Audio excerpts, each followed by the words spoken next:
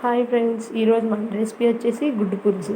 దానికోసం ఒక కళాయి పెట్టేసుకొని అందులోకి ఒక 4 table spoon of oil add చేయాలి. ఇలా యాడ్ చేసి ఒక పక్కన పెట్టేయండి. ఆయిల్ కొంచెం హీట్ అవ్వనివ్వండి. ఇందులోకి ఒక చిన్న నిమ్మకాయ సైజ్ అంత చింతపండుని తీసుకొని ఒక బౌల్లో వేసుకోవాలి. చింతపండు మునిగేదాకా వాటర్ వేసి నానబెట్టుకోవాలి. మనం తీసుకునే ఎగ్స్ బట్టి చింతపండుని అయితే తీసుకోవాలి.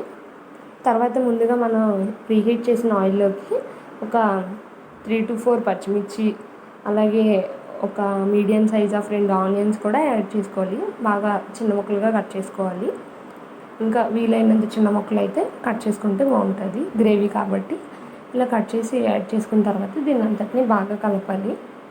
ఆనియన్స్ మరీ ఎక్కువైనా బాగోదు. ఇలా ఆనియన్స్ ముక్కలుగా ఉంచుకుంటే బాగుంటుంది, టేస్ట్ అనేది ఉండదు.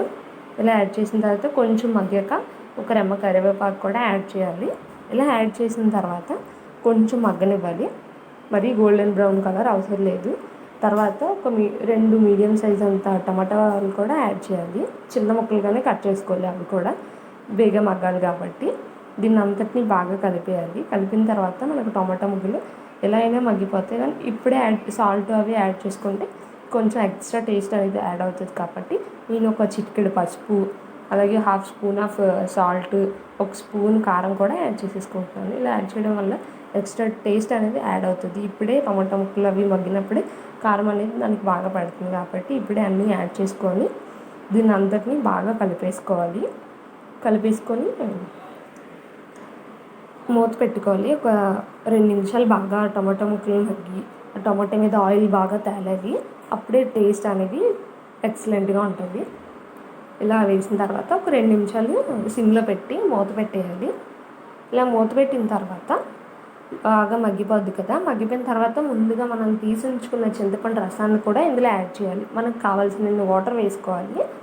అంటే మన గ్రేవీ ఎంత కావాలో దానికన్నా కొంచెం ఎక్కువ వాటర్ వేసుకోవాలి. ఎందుకంటే మనం కొంచెం ఇక్కడ బాయిల్ చేస్తాం కదా ఈ వాటర్ని. ఇది అనేది ఇలా బాయిల్ అవుతుంది. మనకి ఎంతైతే గ్రేవీ కావాలో అంత ఉంచుకొని మిగతాదంతా బాయిల్ అయిపోవాలి. ఇలా యాడ్ అయిపోయిన తర్వాత మనం ఉప్పు కారం కూడా ఇప్పుడే చూసేసుకోవాలి. చూసుకున్న తర్వాత నేనైతే 3 ఎగ్స్ తీసుకుంటున్నాను. 3 ఎగ్స్ని చాలా జాగ్రత్తగా యాడ్ చేయాలి. మనం ఎలా యాడ్ చేయలేము అంటే డైరెక్ట్గా ఇందులో గుడ్లు యాడ్ చేయలేమంటే ఫస్ట్ ఒక కప్పులో వేసుకొని దాంతో వేసుకోవచ్చు. లేదు యాడ్ చేసేవాళ్ళం అంటే ఇలా డైరెక్ట్గా యాడ్ చేసేయచ్చు. పెంకులు అవి పడిపోకుండా చూడాలి. తర్వాత కొంతసేపు ఇలాగా బాయిల్ అవ్వనివ్వాలి. హాఫ్ బాయిల్ అయిన తర్వాత తిరగేయాలి. మరీ అలా కాకుండా అయితే ముక్కలుగా అయిపోతుంది కదా. నేనైతే కొంచెం సపరేట్ చేస్తున్నాను చూడండి. కొంచెం నాదైతే ముక్కలుగా అయిపోయింది. కొంచెం నీట్గా ఉంచుకుంటే సరిపోతుంది, పర్ఫెక్ట్గా వస్తుంది. ఇలా అయిన తర్వాత ఒక 3 నిమిషాలు అలాగా సిమ్లో పెట్టి ఒక 3 నుంచి 5 నిమిషాలు బాగా కుక్ అవనిస్తే లాస్ట్లో మన దగ్గర కొత్తిమీర అంటే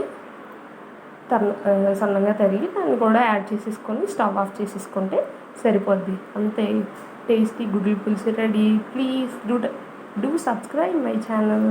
బాయ్ బాయ్.